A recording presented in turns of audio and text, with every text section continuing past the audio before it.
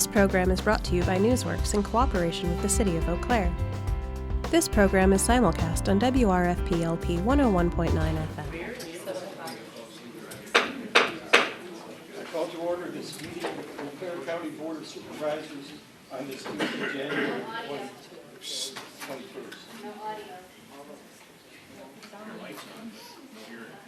Okay, it's my turn. I've been tagged.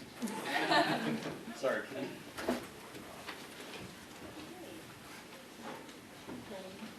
Can you hear me now? No. I will speak loudly then. Supervisors, please rise for honoring the flag and moment of reflection by Supervisor Cummings.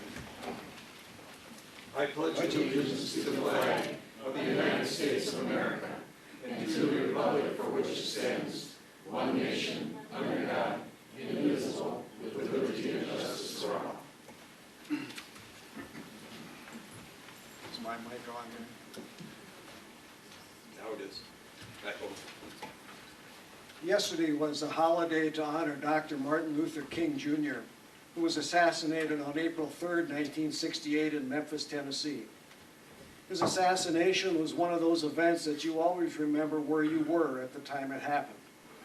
My family and I had moved to Houston, Texas in 1966 for a job, and I was getting used to living in a southern community. It was a lot different than the Twin City area that I had moved from.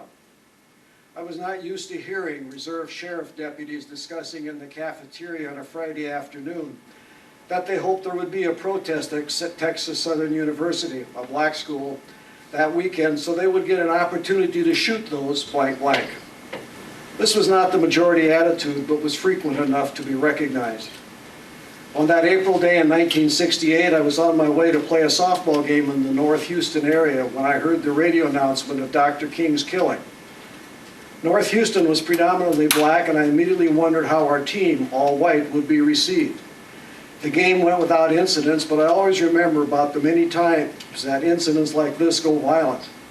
This day has since reminded me of the work that Dr. King did before his death and the continuation of his work today.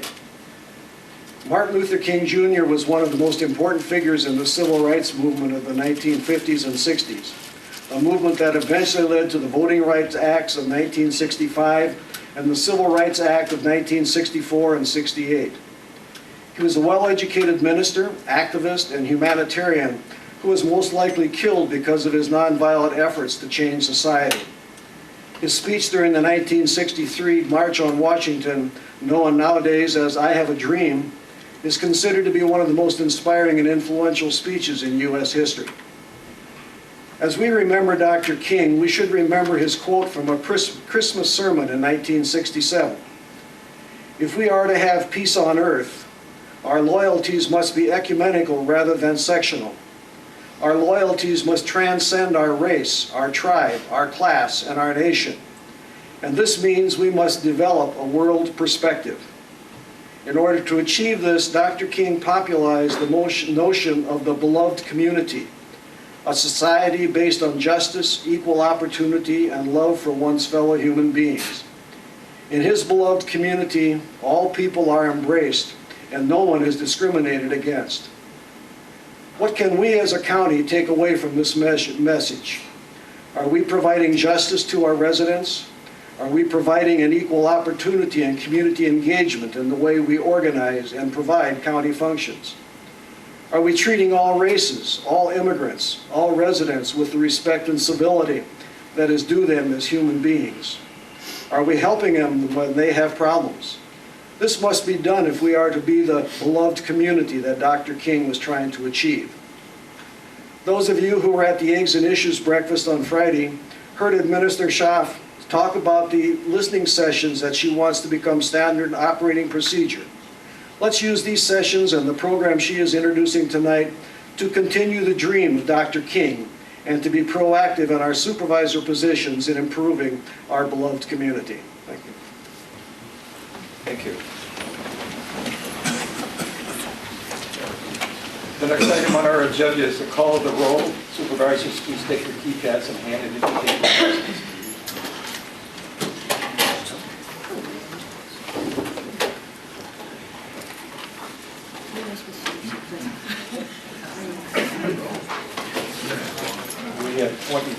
present? Okay. Yes, we have 25 present, we do have quorum. Anderson hasn't done his job. Oh, I'm sorry. Supervisor Anderson.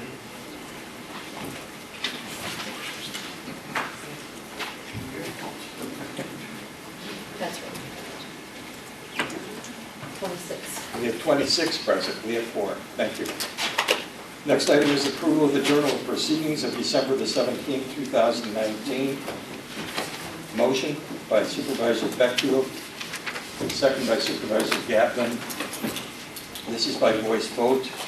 Are there any changes, additions, deletions, corrections to the Journal of Proceedings? We can't hear you. Sorry. I'll just try to speak louder. Does that help? Yes. Is it working now? No. Why is he waving it? I think he's, I have to go over that. Okay. He wants to get the other Sorry. steps. All those in favor of approving the Journal of Proceedings as it stands, please indicate by saying aye. Aye. Those opposed by nay. It is unanimous. Thank you very much. The next item on our agenda is public comment. It's at this point that we invite members of the public to present comment to the board. Each speaker will have a maximum of 3 minutes to present his or her comment. I will call you up one by one. I will ask you to identify yourself by name and address, and I will ask the next speaker to stand ready to come forward. The first speaker is Todd Haley, followed by Mary Judd.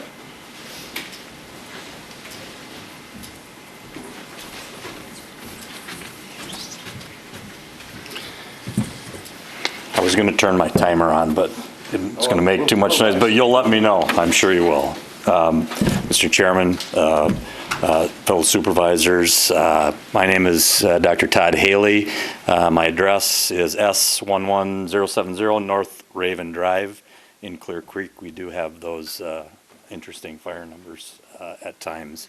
And I'm here tonight just to, again, make you aware of some of the early goings-on of the conversations with the possible wind energy. And I guess I'd like to say, as a county taxpayer, I think we all need to look at ways to try and figure out what sources and resources we do have as far as energy. I think as far as the potential for the project in Clear Creek, the research that I've done, if you look currently at the map, either myself or some of the other members that are here, the green indicates all of the parties that at this time are opposed to a project of this nature for several reasons. I have begun to look at ways that we can inform the citizens on some of the concerns that we have with the location.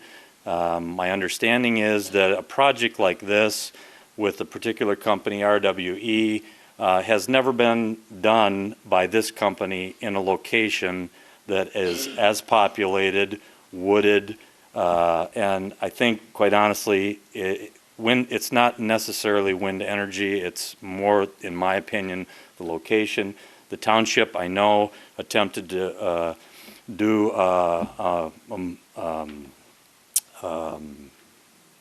moratorium. Thank you.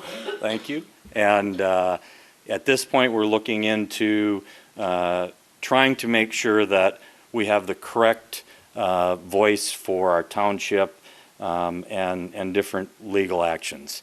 One of my concerns is one of the early gentleman that had signed the agreement, when asked point blank after he did not read the agreement in full if he could get out of it, he was told by the company absolutely not. So I guess my job at this point is we're looking at those options and we're trying to inform, and I came tonight to share my view on the current subject and the concern that I have for the approach that is currently being taken, and the fact that I just do not believe this is the location for a project of this nature. So, thank you. Thank you. The next speaker is Mary Judd, followed by Christy, is it Hart? This one. Hart? Yeah. Please. Hi, I'm Mary Judd, and I live at S15235 Canary Drive in the town of Clear Creek also. My husband and I are acutely aware of just how blessed we are living in the town of Clear Creek. We have 360 degrees of God's, nature's gifts. It's not as if what we have was just handed to us. We have and continue to work hard for it. Still, I consider myself lucky to be able to walk out my door and into the woods and wander to my heart's content.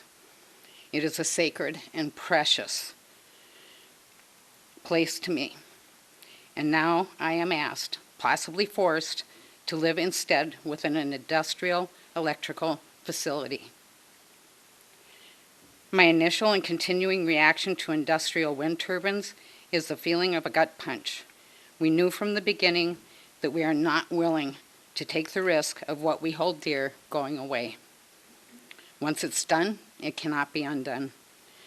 The land will be forever altered, and we feel not for the better. We fear the peace, contentment, beauty, natural landscape, birds, bats, animals are all at risk, as well as our own health and safety. Again, once this is done, it can't be undone. Massive corporations, heavily funded by us, the taxpayer, are overtaking rural America to the detriment of many who live there. So here we are in the middle of the classic David and Goliath story, and unwillingly so. Please take your time, be educated. This doesn't have to be rushed. You need to be well informed. Thank you. Thank you. Next speaker is Christy Hart, followed by Haley Zawacki. Hi, my name is Christy Hart. I live at S13605 County Road D in Strom. My husband Mike and I are dairy farmers in the town of Clear Creek. Since learning of the proposed wind energy project in our township, I have been doing countless hours of research. I have many more concerns than my 3 minutes will allow tonight. First of all, why would we put our safe water supply at risk? According to Jessica Brooks of Chatham-Kent, Ontario, the vibration from pile driving during construction of industrial wind turbines, as well as the constant vibration from the subsequent operation of the turbines, has disturbed the aquifer. Many wells in their area have been affected, and some no longer have access to safe drinking water. In September of last year, a civil complaint was filed by almost 100 residents of Forestville and Fredonia, New York, versus EDP Renewables and the Arkwright Summit Wind Farm. The Summit Wind Farm consists of 47 turbines erected in 2018. Many of the plaintiffs have listed contaminated wells and compromised septic systems in the formal complaint filed. Let's respect what others are going through and learn from them. We need to protect our safe water supply. Another concern is that the wind energy easement agreement states that ice throw is a risk associated with industrial wind turbines. On February 24th of 2018, wind turbines at the Bent Tree Wind Farm in Fremont County, Minnesota, were shut down due to safety concerns. A semi traveling on Highway 13 had been damaged by ice throw from a wind turbine. The truck was southbound and the ice hit the driver's side. The ice had come from a turbine on the east side of the road. This incident clearly raises public safety concerns over wind turbines located within range of roads and houses. Thankfully, the driver of this truck was not injured. Again, let's respect what others have gone through and learn from them. Our grandchildren travel our rural roads every day in a school bus. Please tell me who's going to be liable if tragically one of these ice projectiles injures a busload of children. Will it be the landowners themselves or those that are responsible for allowing these turbines to be sited too close to our roads or to people's homes? Another concern is the fact that response time by helicopter emergency medical services could be affected by wind turbines. The town of Clear Creek is a farming community. Clear Creek is also a very popular area for hunting. Highway 53 and I-94 run through the town of Clear Creek. These roads are very heavily traveled. Clear Creek is also host to ATV trails, snowmobile trails, and bike routes.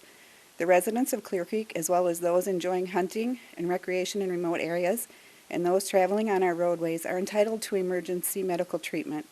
If an accident or other time-sensitive emergency would happen to occur in an area that would restrict a helicopter from landing because of turbulence created by a wind turbine, and critical time has to be spent transporting patients to a safe landing zone, lives could be lost.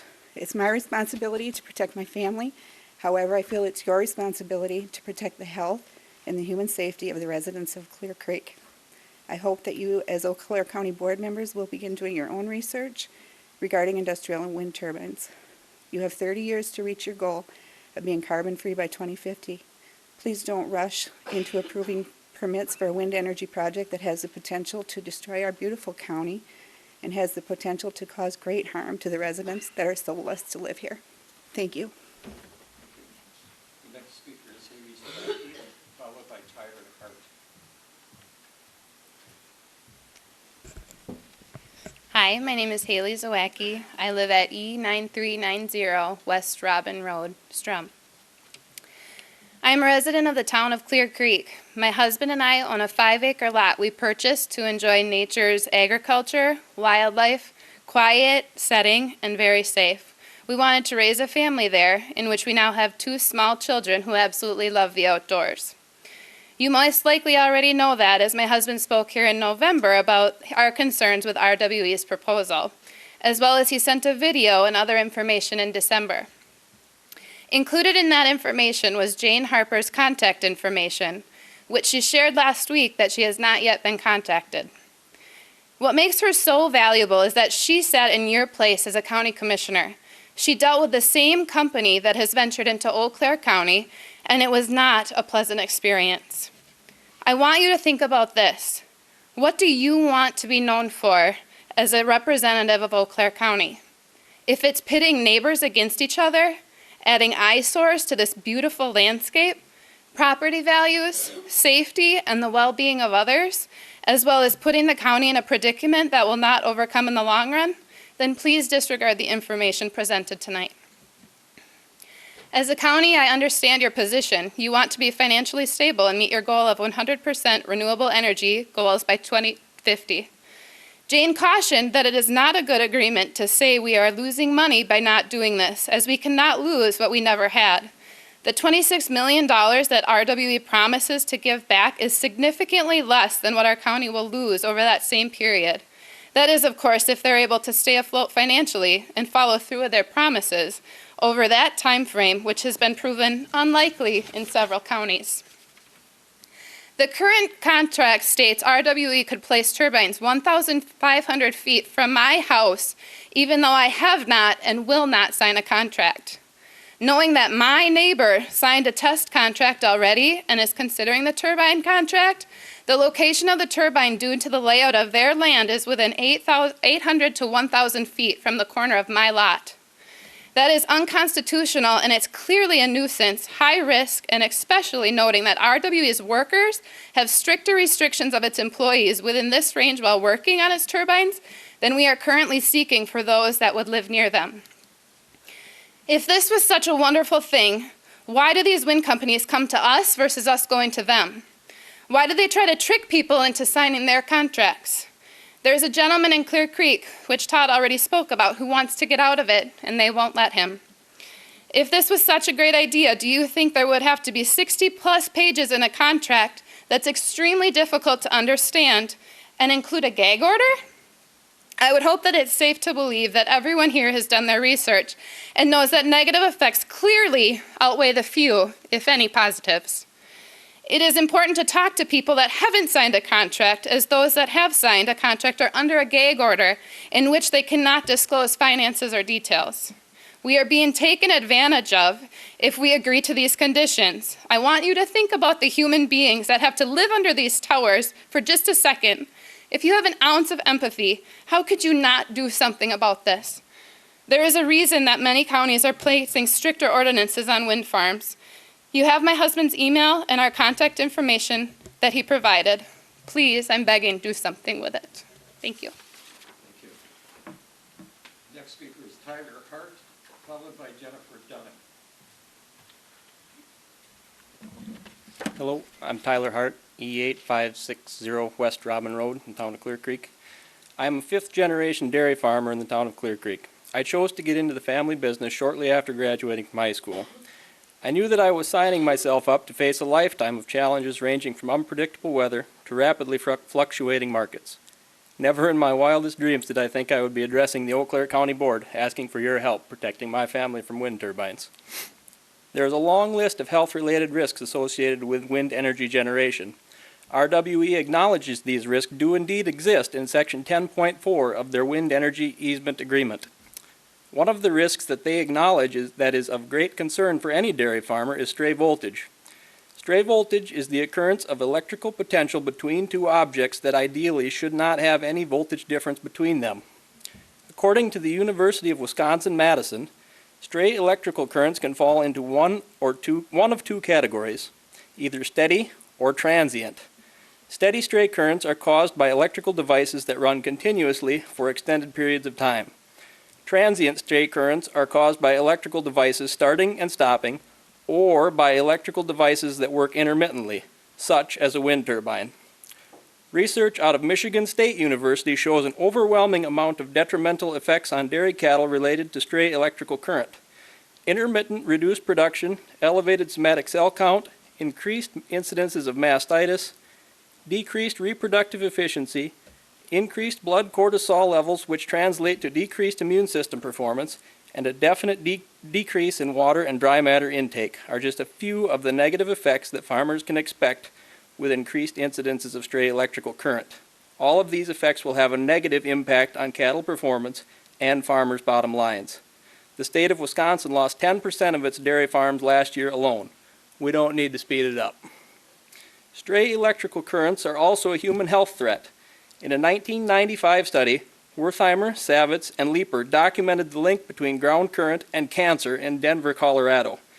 They found that leukemia risk increased by 300% among children exposed to elevated magnetic field from ground current that enters the home through conductive plumbing. The state of Wisconsin PSC Chapter 128.17 requires stray voltage testing to be done at all dairy and confined livestock operations within 1/2 mile of a wind energy system facility. When the Eau Claire County Board enacts its own wind energy siting ordinance, it should require developers to do extensive stray current testing for all types of current, both pre-construction and after operation commences. This testing should be done at all residences and livestock facilities within a town where wind energy conversion system exists. It would without a doubt be an ordinance that would serve to preserve and protect the public health and safety. Thanks for your time. Thank you. Our next speaker is Jennifer Dunham.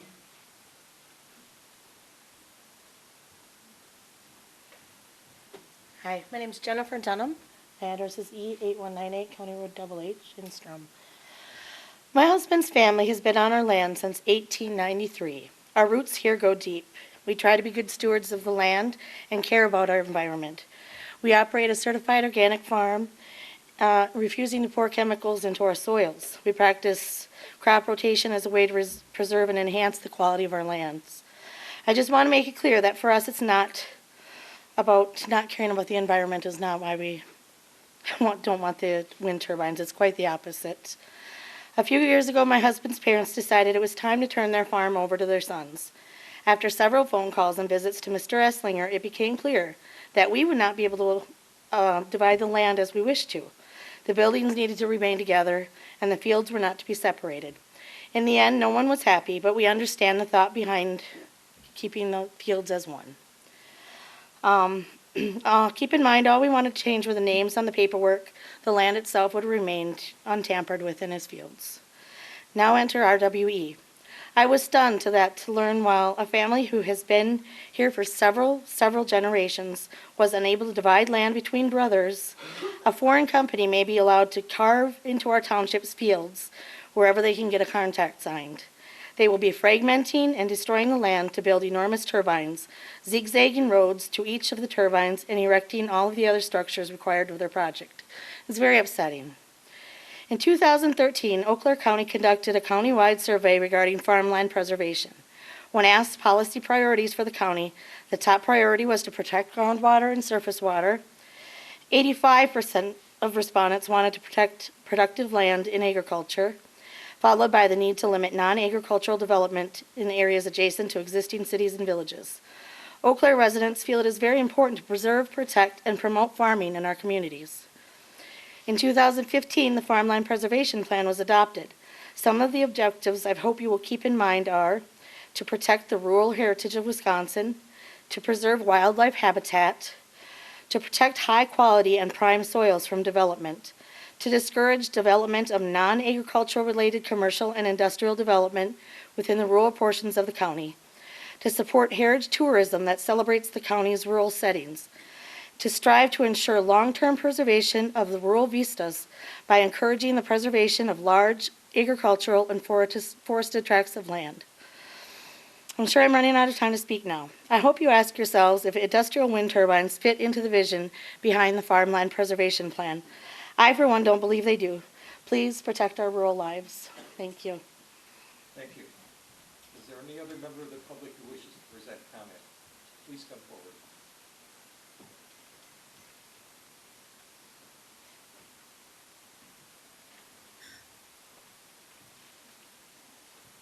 Please state your name and address for the clerk. My name is Blythe Wachter. I live at S11925 Hillview Road, Oliva. I am a Town of Clear Creek resident. I also am going to address the wind turbines. And excuse me, I hope my throat holds out. Without knowing much about industrial wind turbines, I supported them, figuring any energy source would be better than coal or oil to reduce our carbon footprints.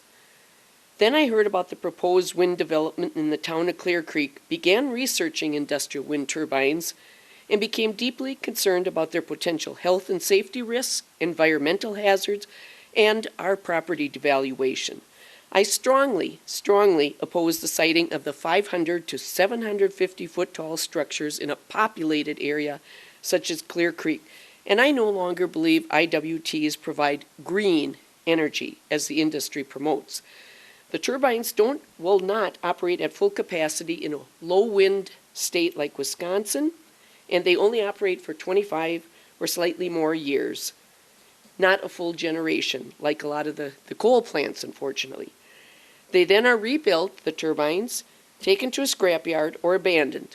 The blades, which are up to 300 feet long, are unrecyclable, and many landfills won't accept them, according to the article, The Trouble with Wind Farms, Washington Times, which appeared January 1st. I hope you all read it. I have been told by a new neighbor in Clear Creek who said he would never have bought his property there if he had known the wind turbines were coming, that they had wind turbines in his area in Kansas. The company abandoned them. They are now a health hazard. They have them fenced off. Kids are climbing on them. People are stealing the copper wire from them. When I drive past industrial wind turbines in Iowa and Minnesota, looking at the spinning blades makes me dizzy. I cannot imagine coping with shadow flicker and flashing night lights on a daily basis. I especially am concerned about sleep disturbance. A Gatehouse Media article titled In the Shadow of Wind Farms, December 13, 2017, stated hundreds of families living near IWTs have publicly complained about shadow flicker, noise, health problems, and or misleading statements by wind companies in an effort to solicit land agreements. One woman told one of my Clear Creek neighbors about the unbearable pressure that people experienced when they went in her now abandoned home near a turbine.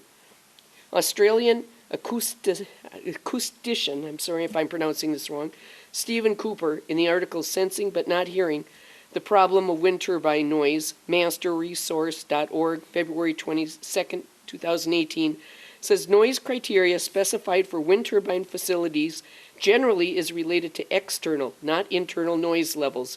The spectrum of wind turbine noise can often be masked by external noise sources outside, but when assessed inside a nearby dwelling, the reduction in sound provided by the building dramatically reduces high-frequency components of both the external noise and the wind turbine noise, leading to a totally different spectral balance of sound inside the building that can make the audible characteristics of the turbines more apparent. According to the World Health Organization, Ongoing noise disturbance from wind turbines can lead to health issues, including cardiovascular disease. WHO recommended European guidelines for noise levels around wind turbines. When I questioned the decibel level of the proposed local wind farm, a RWE Renewables America's representative stated the WHO turbines were for turbines, or the WHO guidelines were for turbines over there, and Wisconsin had different standards. Do noise levels not affect Americans the same as Europeans? Scientists say wind turbines are the single greatest human threat to migratory bats. According to the article, why wind turbines threaten endangered species with extinction. June 26, 2019, Forbes magazine. Oh, okay, I will not talk about the loss of the bats, which I think we would all hate because of the mosquitoes. But I will say that the majority of Clear Creek residents do not favor the wind farm. Generous federal and state government subsidies will keep wind development a lucrative venture, but at what cost to present and future generations? Please keep our health and safety in mind when approving county planning and zoning. Is there any other member of the public who wishes to present comment at this time? The public comment period is now closed. The next item on our agenda is reports to the county board under 2.04.320, beginning with oral reports, the organizational improvement update by Administrator Schott. Thank you, and actually, if you could put that to the screen.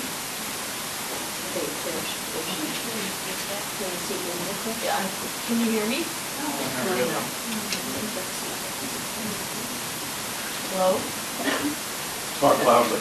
Okay, I'll speak loudly. It does sound like it's one over the other. Okay. The packets that you received actually include materials for our organizational planning. And actually, if you can switch to the screen, I actually have a quick PowerPoint that I can show the same materials so the audience can see them as well.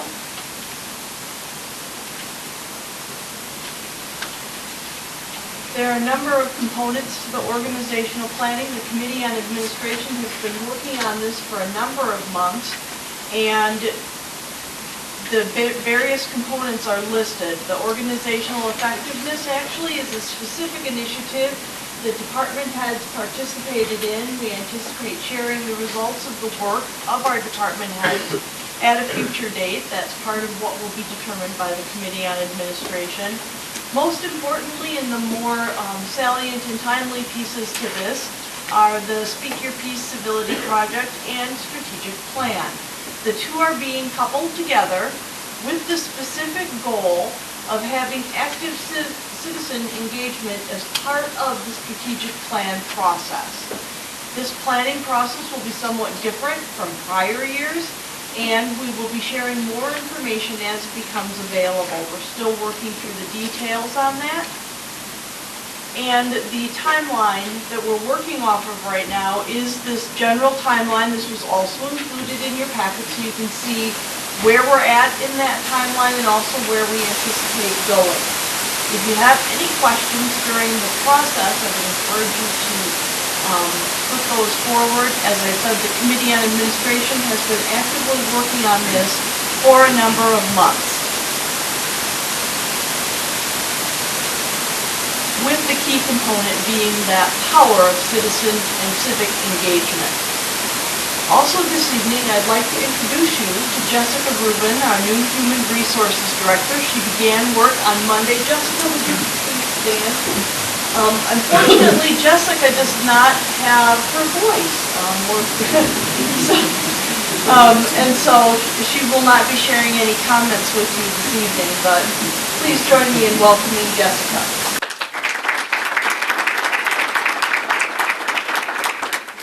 Also yesterday, the employees had an entire day of training at Florian Gardens. We had dynamic speakers, and I think that the event was very well received by our employees who are still talking about their takeaways today. And so if any of you would like more information on that, we can provide that to you. And We actually have portions of it, I believe, that we actually videotape. So if you have a real interest and would like to spend the time viewing those, you are welcome to do so. Thank you. Thank you. Next item on our agenda is update on fund balance and cash balance. Finance Director first.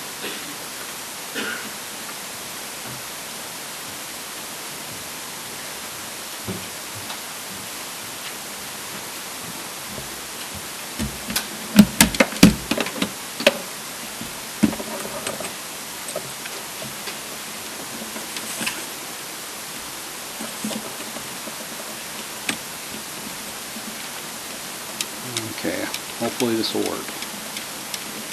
Okay. You should have this in your packets, I hope, particularly because one of the charts is a little bit of an eye chart, so, and we know. So thank you, Mr. Chairman.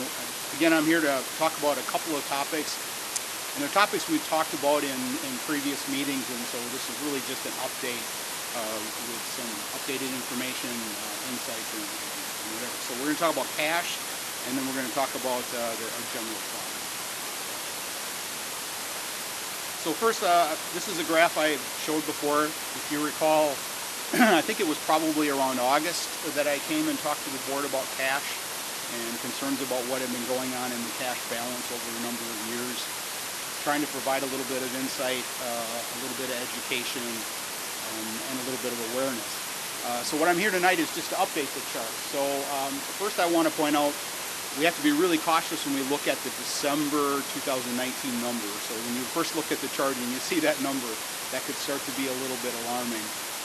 The December balance is always really highly dynamic, if you will. It's really all dependent upon the cash that gets collected and gets distributed to municipalities in those last few days of the year. So that's part of the reason why this year is a little, what I'll say, abnormally low.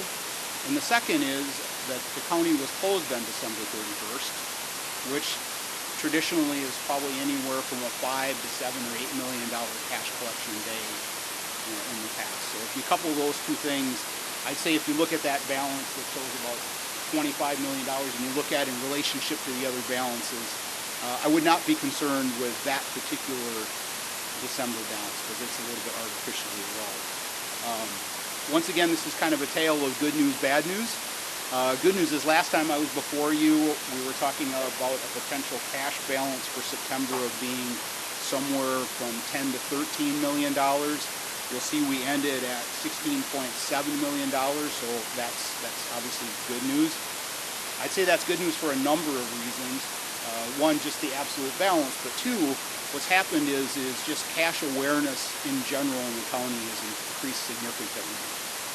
I can tell you that there are a number of meetings now that I'm in where we start talking about cash flow, and we were not talking about cash flow, quite honestly, in some of those meetings previously. So while that particular time of our annual cycle is our low point, and you can see from that chart that it is a particular point that we need to continue to be aware of. We talked about potential things we might do to improve that, one of which might be going to bonding a little bit sooner so that we can try to smooth some of that out. I do want to point out that the balance that we were able to achieve, the 16.7, was not a result of any unnatural acts, if you will. It was really cash management. We didn't delay any vendor payments. We didn't do anything unnatural. We paid the payments when they were due our vendors. We were just more conscious of the actual cash flow out of when those payments were due. And so again, I'd say that's a positive takeaway and one that will continuing as we go forward. Okay. You'll see this chart. It's labeled cash trending on a quarterly basis, but I did want to put in there the balance that you would see occur from October, November, and December. Again, we had that borrowing that occurred in November, and so we got that $10 million, much of which was replenishing and reimbursing ourselves for projects we had done earlier in the year. So you can see that we didn't have a tremendous spike, if you will, and so it gives you a little bit of, there's a lot of fluctuation that occurs, particularly in that last quarter not only in December, but also in November when we have our typical borrow. The next chart I want to talk about are our estimate of where we're going to land with the unassigned general fund balance. And again, this is something we talked about earlier. This is, I want to point out two things. One, this is an estimate at a point in time. Okay, this estimate happens to be the end of November. I did review this with the Finance and Budget Committee at the December meeting. I thought I would bring it to the board here in our January meeting to provide an update. Again, it's an estimate, and I want to provide a couple other caveats. So when we close out the financial year, it's a fairly lengthy process. And in that process, as many of you are aware, we don't really have an end result until probably about June or July. Okay, so we have to keep that in mind, that this is a point-in-time estimate. There are 3 points that are important milestones as we close out the year, and that's when there's differing points of when we consider the revenue availability for departments. So the first one is at the end of February. So for the first 60 days for the vast majority of departments, if they receive revenue during that period of time that pertains to the previous year, so in the first 2 months of 2020, if they receive revenue that is related to an activity in 2019, then we will record that revenue back to 2019 and reflect that in the financials. So that's the first important milestone. The second is if we have a reimbursable grant revenue, that we extend the period until the end of March.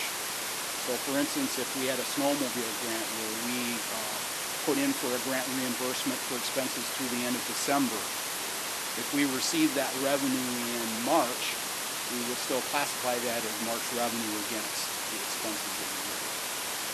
And then the final cutoff in the process is ADRC and DHS, which have cutoff periods of revenue availability to June. Okay. I'm pointing that out because, as you're aware now, we've been doing a lot of reporting during the year and trying to increase that reporting. And you will see that during those periods, as we work our way through the close of the year, we will produce reports. So you'll see financial reports at the end of January. You'll see them refreshed at the end of February. You'll see them refreshed again at the end of March. And so you will be able to see, and we'll post them online in our report central, you'll be able to see as the 2019 results change, evolve through that process. Okay, so that's just a little caveat. So where did we think we're going to end with our general fund balance, and particularly the unassigned balance? So as a reminder, this is our reserve fund. This is the fund we have for unanticipated reductions in revenue, unanticipated overages and expenses, and just in general reserves for the county. Well, from this chart you'll see that we're looking at this point in time that we were going to end the 2019 with an unassigned general fund balance of about $9.7, $9.8 million. Okay, and the metric that we use is we look at that in comparison to the following year's general fund expenditures, which in our 2020 budget is a little over $37 million. So that gives us a fund reserve, if you will, of a little over 26%. Okay, why is that important? Well, that's relative to how much reserve we have, assuming that we didn't have all those revenues and expenditures coming in. And we also have a policy that we've talked about previously that says we want that reserve percentage to be between 20% and 30%. So the good news is we're in the middle of where we want to be in terms of what those guidelines are. But as you'll see in the net decrease, it's a decrease of a little over $1 million year on year. So the bad news is we're going down yet, and if I showed you that trending chart, you would see that if you went back to 2016, we were at $12.1 million of unassigned balance. So again, we have a trend line that's going down, and we've talked about that before, and then we'll get into the departments in a minute. So we're staying within our policy, but unfortunately we have a trend that's been going in the wrong direction. Okay. The next page is really an eye chart, and I know you won't be able to read it here, so you have it in front of you. Again, I'll say here too, this is kind of a tale of good news and bad news. The good news is we only really have a handful of departments that are projecting to come in with a deficit balance. Okay, the bad news is we have a couple large ones, or at least one large one. I'd say the other good news is of the departments that we have that are coming in a surplus, we have a couple that are going to come in at a fairly large surplus. As you'll see in what you have in front of you, Clerk of Courts is going to come in at a $459,000 surplus for the year, largely driven by increases in collections of fines and forfeitures, some of which are from preceding years. We have the Sheriff's Department that is looking to come in favorable for 2019. And then lastly, we have the Treasurer is going to come in favorable, again, largely because of additional investment income above and beyond what we were planning. So at the end of the day, this is the latest estimate we have. Again, it's an estimate at a point in time. As things evolve, I will be updating finance and budget and come back to this board if there's anything significant. But just a reminder that that closing out 2019 will take us a bit of time, but you will be able to see reports as we move through that time frame.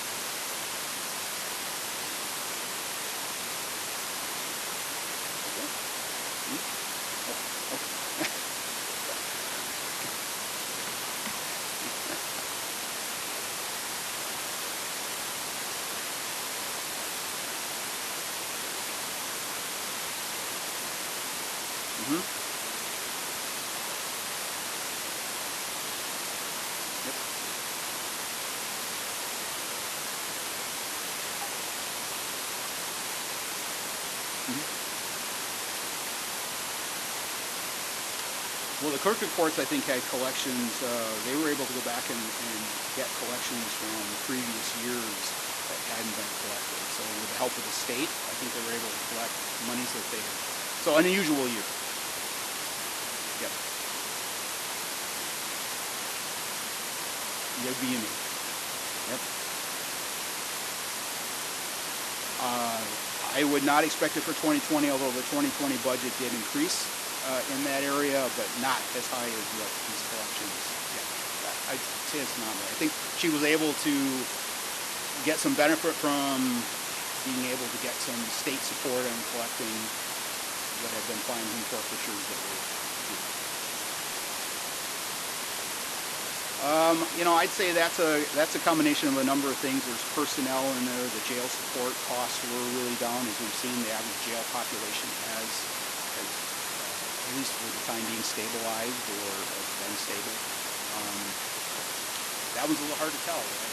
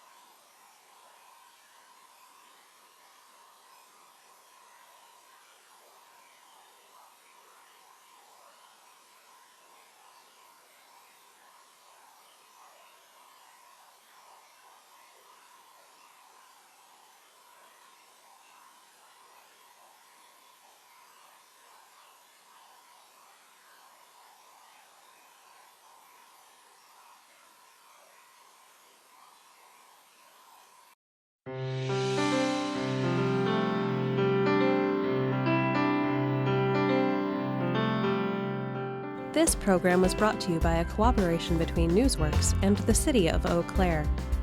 A transcript of this meeting is available for the hearing impaired. It will be available within 7 days of this telecast.